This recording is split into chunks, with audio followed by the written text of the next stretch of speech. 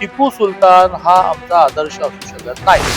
छत्रपती शिवाजी महाराजांचं वर्णन कवीने केलं, काशी जाती गया जाती मथुरा मस्जिद होती. अगर एक शिवा नव्हता तर सुन्नत सबकी होती. आपण जे आहोत तर त्यांच्यामुळे आहोत, त्यांचा अनादर कशाचा? छत्रपती शिवाजी महाराजांचा अवमान या महाराष्ट्रातला नाही, देशातला नाही, जगातला कुठलाही हिंदू सहन करणार नाही. आंदोलन ही नेहमी ही लोकशाही मार्गाने झाले. तर कोणी सुरुवात केली, ते कार्यकर्ते दोन्ही बाजूने कार्यकर्ते होते का कोणी समाजकंटक होते? समाजकंटकही फायदा घेतला. छत्रपती शिवाजी महाराजांचा अवमान या महाराष्ट्रातला नाही, देशातला नाही, जगातला कुठलाही हिंदू सहन करणार नाही. आता दगडफेक व्हावी की न व्हावी, व्हायला नको. आंदोलन ही नेहमी ही लोकशाही मार्गाने झाले. आता कोणी सुरुवात केली, ते कार्यकर्ते दोन्ही बाजूने कार्यकर्ते होते का कोणी समाजकंटक होते? समाजकंटकही फायदा घेतात. त्याची चौकशी व्हावी, शिक्षाही व्हावी. माझं स्पष्ट मत असं आहे की जे काँग्रेसच्या राज्याच्या अध्यक्षांनी ते अत्यंत चुकीचं आहे आणि त्यांनी विचारपूर्वक अशी वाक्य म्हटली पाहिजे. मालेगावच्या सभागृहामध्ये पुन्हा तो पोस्टर लावणार अशा प्रकारची भूमिका मालेगावच्या महापौरांनी घेतलेला आहे. मग त्याला काय करणार? या देशामध्ये हिंदू मुस्लिम ख्रिश्चन हे प्रश्न तेव्हाच संपतील ज्या वेळेला ह्या देशातला हिंदू असो, मुसलमान असो, ख्रिश्चन असो, ज्यांचे महापुरुष कॉमन असते, ज्यांची मातृभूमी कॉमन असेल, जे राष्ट्रगीताला सन्मान देतील, वंदे मातरम सन्मान देतील. 4-5 विषय आहेत आणि 4-5 विषयातून का अनावश्यक प्रॉब्लेम सुरू आहेत? टिपू सुलतान हा आमचा आदर्श असू शकत नाही. छत्रपती शिवाजी महाराजांचं वर्णन कवीने केलं, काशी जाती गया जाती मथुरा मस्जिद होती. अगर एक शिवा नव्हता तर सुन्नत सबकी होती. आपण जे आहोत तर त्यांच्यामुळे आहोत, त्यांचा अनादर कशाचा? आदित्यदाच्या निधनानंतर अवघ्या 4 दिवसामध्ये राज्यभरातल्या 75 शाळांना अल्पसंख्याक शाळांचा दर्जा दिला. पोद्दार इंटरनॅशनल स्कूलच्या 25 शाळांचा देखील त्यामध्ये समावेश आहे. ऑगस्ट पासून हे प्रलंबित होते. मात्र आदित्यदाच्या निधनानंतर 4 दिवसात ज्या दिवशी दादांचं निधन झालं त्याच दिवशी प्रमाणपत्राचं वाटप झालेलं. दादा, हे गंभीर नाही वाटत का?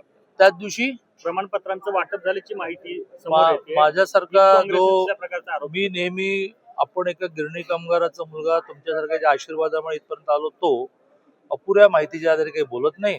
उगाच नाहीती झंझट कशाला? काय झालंय बघतो आणि बोलतो. पण कर्नाटकचे मंत्री प्रियांक खरगे यांनी RSS वरती टीका केली की सैतानांची संघटना आहे. RSS ला संपवण्याचा प्रयत्न ह्या देशामध्ये अनेकांनी केला. जेव्हा जेव्हा ती संपवण्याचा प्रयत्न होतो तेव्हा तेव्हा ती फार वाढते. ह्या देशामध्ये आणि संपूर्ण जगामध्ये हिंदूंवरचे अन्याय ह्या विषयामध्ये नेहमीच RSS आणि RSS पासून प्रेरणा घेऊन काम करणाऱ्या संघटनाच पुढे येतात आणि त्यामुळे सर्वसामान्य हिंदूला देशात नाही संपूर्ण जगामध्ये RSS बद्दल प्रेम आहे, श्रद्धा आहे. खारगेंचा मुलगा काय म्हणतो यावर काही अवलंबून आहे. गणेश नाईक आणि श्रीकांत शिंदेमधला वाद पुन्हा एकदा विकोपाला जाताना दिसतो. एकमेकावर एकेरी भाषेत टीका होते. एवढा प्रश्न माहितीमध्ये सगळं काही आलेलं आहे. एवढा मोठा प्रश्न विचारणा इतका अनुभवही तुमचा नाही आणि एवढ्या मोठ्या प्रश्नाचं उत्तर देण्या इतका मी पण मोठा नाही. दादा पहलगाम हल्ल्यातील जगदा यांच्या आहेत त्यांच्या कुटुंबियांना मी काल ते पाहिलं आहे. अपुरी माहितीवर काही बोलणं बरोबर नाही, पण बहुधा त्यांना पुणे महानगर, बहुधा नसेल तर मला करायला लागेल, बहुधा पुणे महानगरपालिका दिली आहे. त्यांना बहुतेक सरकारी नोकरी हवी आहे, तर मी ते करतो. मला जरा आमच्या पुढच्या काही पॉलिसी बद्दल अर्धा मिनिटं बोलायचं, ते बोलू द्या. सगळ्याच महानगरपालिकेमध्ये आता स्वीकृत नगरसेवक या विषयामध्ये खूप फॉलोअप. काल तर मी वाचलं की सोलापूरला 300 जणांनी इच्छा व्यक्त केलेली आहे. आमच्याकडे एवढी नाही, पण 30 जणांनी केली आहे. तर आम्ही निर्णय असा केलाय की आमचं स्वीकृत, आम्हाला जो 3चा कोटा मिळेल ते 1.25 वर्षाचा असेल. म्हणजे आम्ही पहिले तर 12 क्रिएट करून टाकल्या. त्यामुळे इच्छुकांना मी एवढंच म्हणेन की सगळ्यांना 5 वर्षामध्ये एकदा तरी स्वीकृत मिळेल. एक प्रयोग मी मांडला जो माननीय मुख्यमंत्री महोदयांनाही आवडला आहे की त्या शहरामध्ये काही स्मॉल कम्युनिटी असतात. समजा इथे सिंधी समाज आहे, राजस्थानी समाज आहे, गुजराती समाज आहे, अगदी सांगायचं झालं तर कुंभार समाज आहे, नाभिक समाज आहे. अशांनाही या कॉपमध्ये ऍडजस्ट केलं पाहिजे. अदरवाईज ते कुठून निवडणूक लढवणार? त्यांना वाटतं की नाही ह्या झंझट, पण त्यांचा एक माणूस महानगरपालिकेत आला तर त्यांच्या प्रश्नांनाही सोपं पडतं.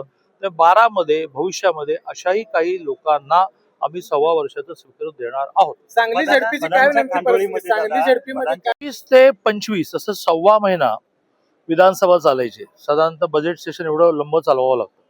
सुट्ट्या आहेत बऱ्याच, तरी 21 दिवस वर्किंग मिळाले. हे अधिवेशन राज्यातल्या वेगवेगळ्या प्रश्नांच्या सोडवणुकीचं सभागृहात आणि सभागृहाबाहेर बैठका, ही सभागृहाबाहेर बैठक लावायला लागेल.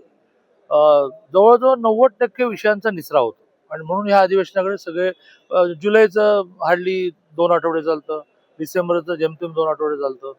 या अधिवेशनाकडे मात्र सगळेजण बजेट काय डिक्लेअर झालं, विकासाला काय पैसे मिळाले, नवीन टॅक्सेस काही लागले का, आणि असे पेंडिंग प्रश्न सोडवणं.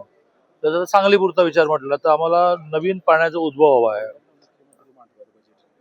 पहिल्यांदा असं झालंय की महाराष्ट्राचं बजेट अर्थमंत्री न मांडता महाराष्ट्राचे मुख्यमंत्री मांडतायत, आणि योगायोग असं आहे की जवळची 3-4 राज्यांमध्ये मुख्यमंत्री बजेट मांडतात, आणि त्यामुळे बजेटमध्ये चांगली अमाऊंट मिळेल.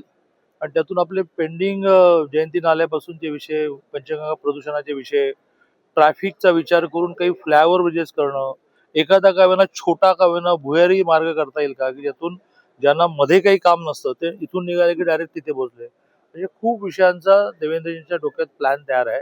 त्यातच हद्दवाढ सुद्धा आहे. हद्दवाढ झाल्याशिवाय, शहराची लोकसंख्या वाढल्याशिवाय केंद्राच्या वेगवेगळ्या स्कीम मध्ये आपण येणार नाही. ती गावं ऑलरेडी अनियंत्रित विकसित झालेली आहे. त्यांना थोडं नियंत्रणाकडे आणायला लागेल. त्या गावांचं काही म्हणणं आहे ते ऐकून घ्यायला लागेल. हा चला. राज्यामध्ये टिपू सुलतान